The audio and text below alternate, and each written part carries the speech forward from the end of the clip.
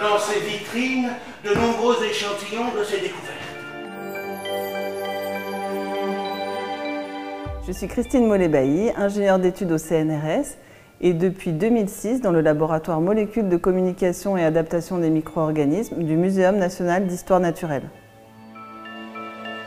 Nous nous trouvons aujourd'hui dans la salle des collections du laboratoire de chimie. Cette salle, elle fut inaugurée en 1872. C'était la salle de cours des élèves de l'école de chimie créée par Frémy, un chimiste du muséum, en 1864.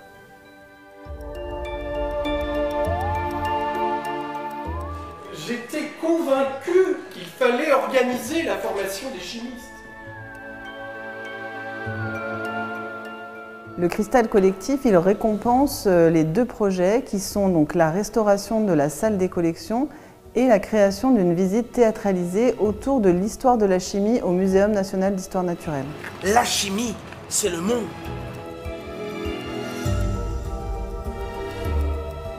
Mon rôle dans les deux projets qui ont été récompensés par le cristal collectif a été de piloter donc, ces deux aspects différents mais qui sont liés quand même à l'histoire de la chimie et plus particulièrement à l'histoire de cette salle. Cette salle a accueilli plus de 1400 élèves. Grâce au soutien de la Fondation de la Maison de la Chimie et aussi de la direction du patrimoine immobilier du muséum, on a pu donc refaire le parquet, les peintures et toutes les huisseries à neuf. Il restait juste les vitrines qui étaient marquées par le temps et les flacons couverts de poussière. On avait donc à cœur de rendre à cette salle son éclat d'origine. Et donc pour cela, après les travaux de rénovation et de restauration, il a fallu nettoyer les flacons et surtout les inventorier.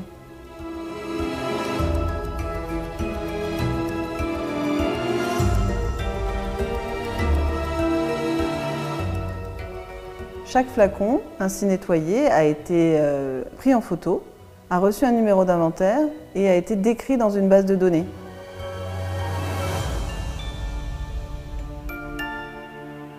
On a fait de belles découvertes, des échantillons qui datent de 1824, par exemple le premier échantillon de cholestérol qui a été isolé par Chevreul au Muséum national d'histoire naturelle. Ça a été un travail fantastique de découverte, de curiosité, de savoir pourquoi ces flacons étaient là. Et de la même chose pour les objets, grâce à Aurélie Méric de la Bibliothèque centrale, on a pu redécouvrir les usages des objets dont on ignorait l'existence. C'était un travail colossal. On n'a pas été assez de 12 pour le faire, donc c'est vrai qu'on tient vraiment à partager cette récompense avec l'ensemble des participants, que ce soit des ingénieurs, chercheurs, administratifs, étudiants, vacataires. Chacun est venu nous aider pour nettoyer ces flacons. Et quelle est votre spécialité, mon cher? La chimie des produits naturels. Oh, mais c'est merveilleux!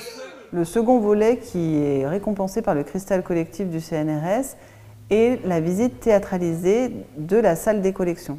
Cette visite théâtralisée commence en 1626 à la création du Jardin royal des plantes médicinales et s'achève de nos jours. Il y a un mélange des époques et on a choisi comme personnage principal Michel-Eugène Chevreul qui, du haut de ses 80 ans, dispense un cours à des élèves. Donc les spectateurs prennent la place des élèves et vont recevoir un cours de chimie. Nous vous suivons, professeur. Rien de secret, rien de secret, tous ceux...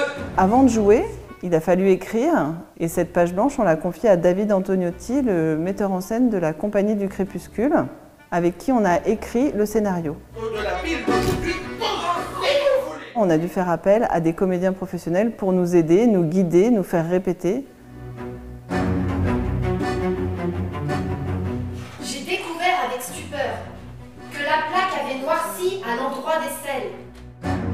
L'avantage que nous avions, nous les femmes, c'est que comme il y avait très peu de femmes à l'époque, on a dû se travestir et derrière une perruque, une moustache et une barbe, c'est plus facile de passer outre sa timidité.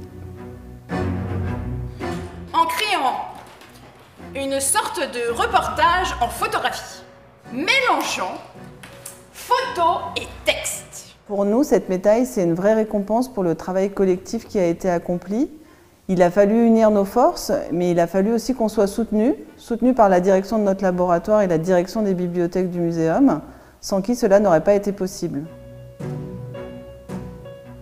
Aujourd'hui, on souhaite vraiment remercier tous les participants, que ce soit pour la restauration de la salle ou pour la visite théâtralisée, sans qui rien n'aurait été possible. On est 12 à être mis sur la lumière, mais on est beaucoup plus nombreux et on aimerait vraiment pouvoir partager le cristal avec tous ceux qui nous ont aidés et leur en donner un petit bout à chacun.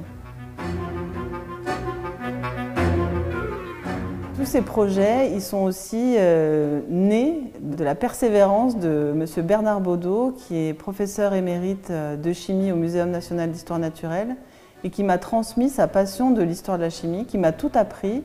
Et c'est un peu pour lui qu'on a fait tout ça, pour le remercier et pour mettre en avant tout le travail qu'il avait fait pendant plus de 50 ans de collecte, de conservation des objets et des flacons.